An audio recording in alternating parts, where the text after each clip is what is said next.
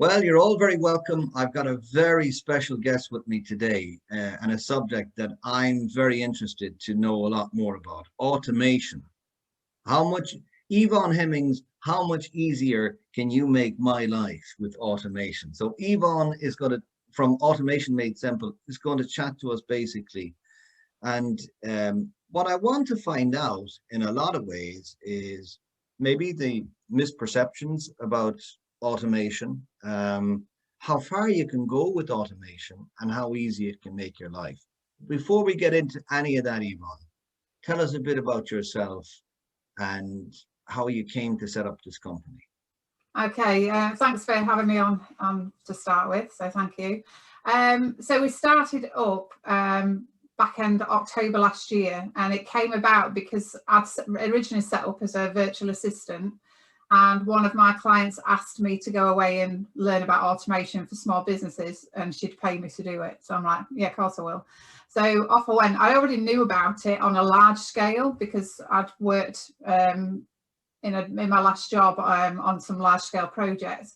So I was outsourcing to my now business partner on the automation side, and it just made sense that we both came together. We'd worked together in our last job, so we knew each other really well, and we recognised that there was a massive gap in the market for automation, and that people still don't get the benefits of it.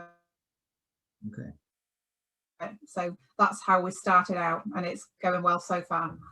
Great. And how does it work? Somebody just employs you as a consultant to look over where they go? Is that it? Yeah, so usually, they'll get in touch, and I'll have an initial discovery call with them, and they'll tell me what they're wanting to get out of the automation, and then I'll know if we can help them or not.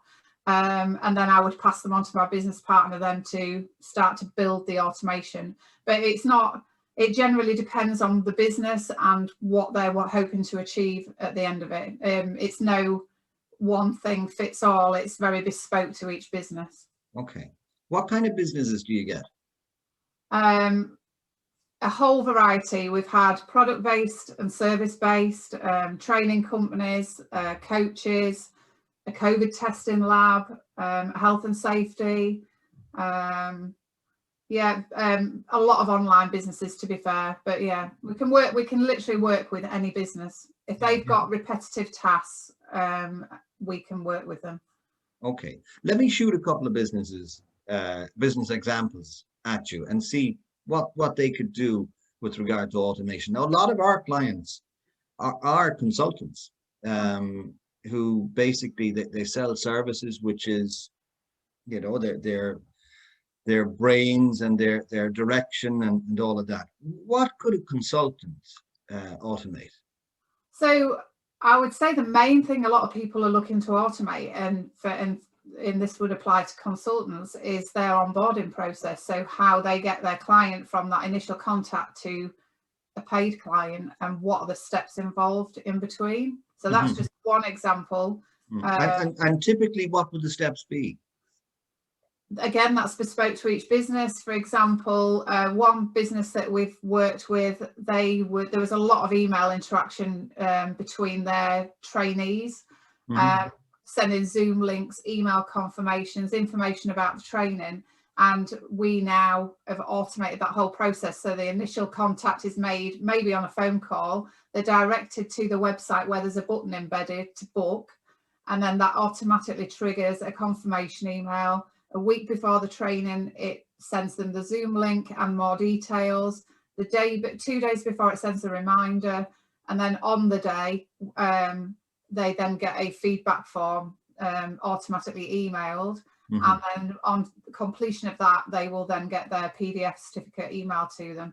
And all the clients had to do is that initial contact, any nurturing that needs to be done in between, and then they turn up to train. And we've actually saved them literally 12 hours every time they run a course. So much work saved. So much. Yeah, unbelievable amount. And that saved them 3K every time they run a course. Wow. Incredible. Okay. Yeah. And is there any other type of thing that a consultant could gain from automation? It depends on their business really, but it could be that they're sending out documents that need signed, confidential documents. They might need uploading to a system. So once they've sent it out, it could then automatically upload their files or whatever documents it is to whatever system they're using, maybe Dropbox, for instance. Yeah. So yeah, you could literally, I think, automate, I would say 80% of a process, because you don't ever automate everything. Okay. Okay. What about we spoke about misperceptions. What are they? One's that I'll lose control of my business. The other is I'll lose the personal touch. Those are the two main ones, to be fair. And the personal touch thing, you'll only lose the personal touch if you try and automate 100% of your business.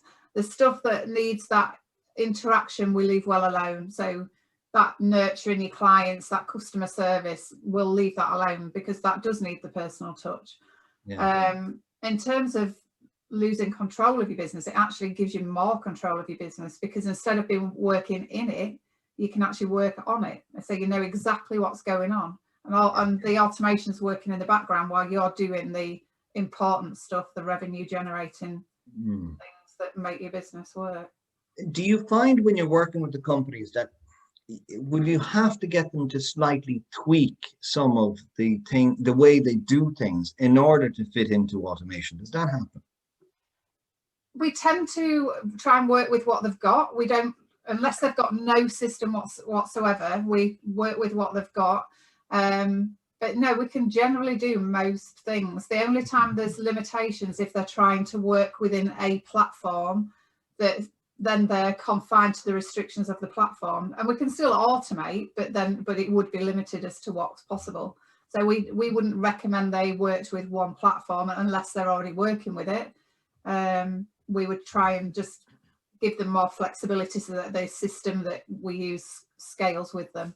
Sure.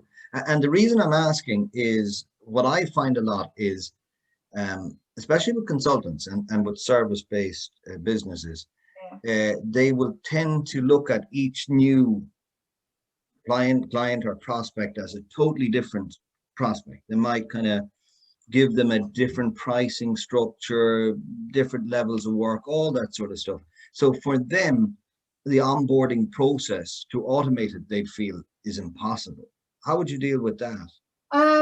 What we say to people is, if you're going to change your workflow consistently, you're changing it all the time, then it's not worth you automating it, because by the time we've gone into it, we've set it up, you're going to change it. And we have had cases of that where they've said, yes, I need to automate. And then when it comes to it, they're saying, can you just tweak this? Can you just tweak that? And it ends up costing them more money, and they might as well have just not bothered in the first place. So if you've got a consistent workflow, you know exactly what's happening, it's the same each time, then that is what you would automate.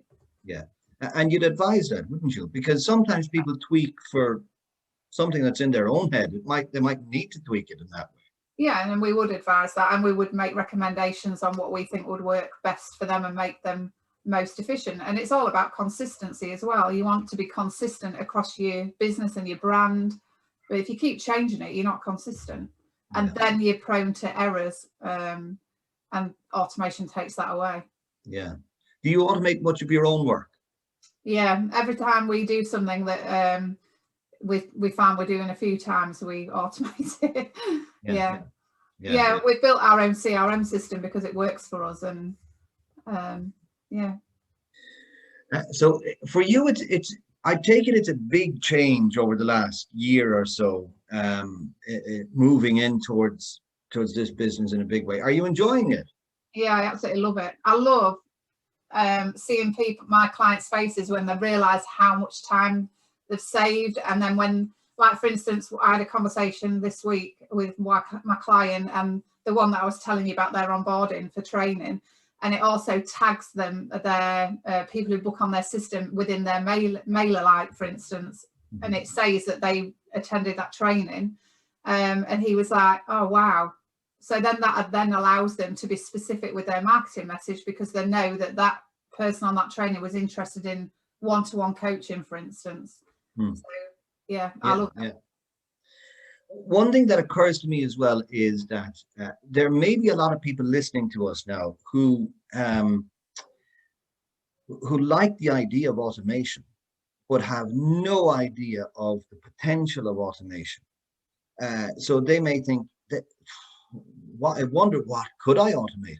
Do you get many calls where you could just come in on pure spec and look at the person and say, well, actually, you can do all of this? Or do you? Is it a case that you get people with really fixed ideas on what they want to automate? No, we get a bit of both really. So we'll get people come on discovery calls and they've not got a clue. They know they want to automate something, but they don't even know where to start, what's possible. So then we say, right, what are your processes? And that is the most important part of automation. It's a non-negotiable for us. If you don't know your workflows, you don't know how you get from A to B and who's involved and what you're doing to get there, we would have to do that before we could even start. So that is really important. And then you do get the others that come with their workflows ready. They know exactly where they want to be, and that actually makes our life easier. Yeah. Because they know where they're going, and then they obviously take our advice as we go to put that in place. Okay.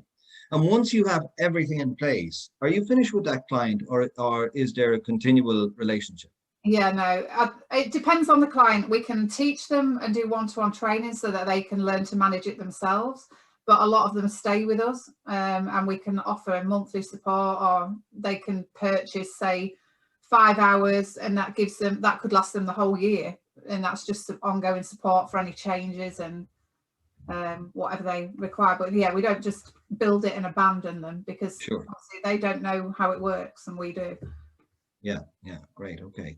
And I suppose you can automate anything to do with accounts, definitely, can't you?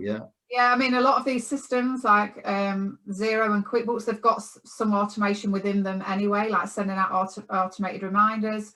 But we could actually, if it was a paid course someone was going on and we'd gone through the onboarding process and it needed an invoice raising, as long as that's a set amount for the same course, we can then automatically generate an invoice.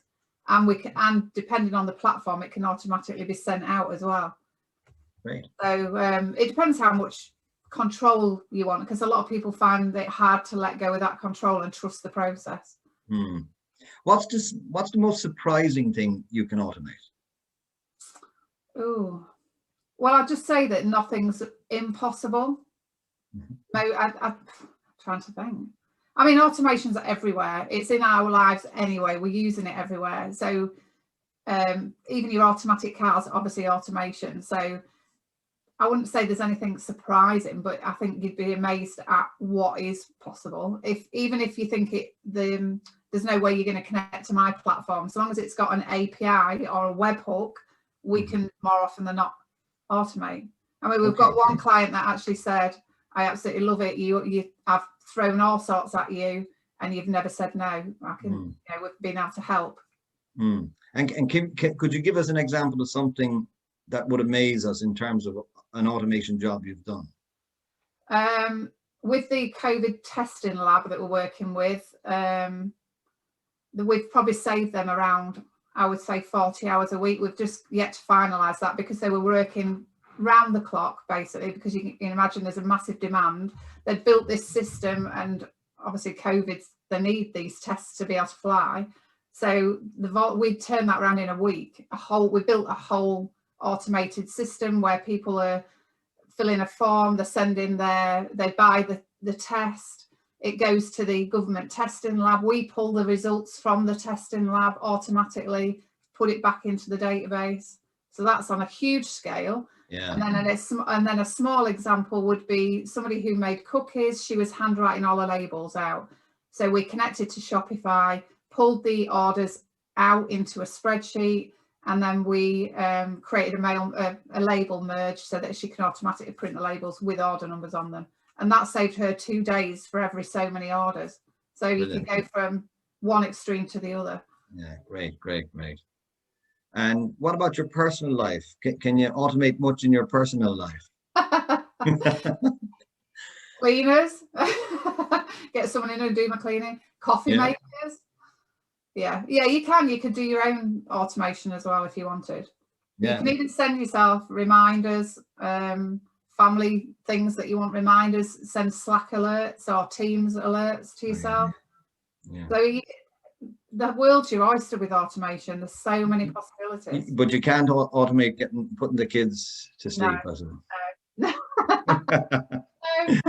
Unfortunately not. Listen, I really enjoyed that. If somebody wants to get in touch with you regarding automation, just to go to your website, is that it, Yvonne? Yeah, you can go to my website, which is www.automationmadesimple.co, or you can find me on LinkedIn and connect with me there and send me a message. Okay. I've loved chatting to you. Thanks very much. Thank you.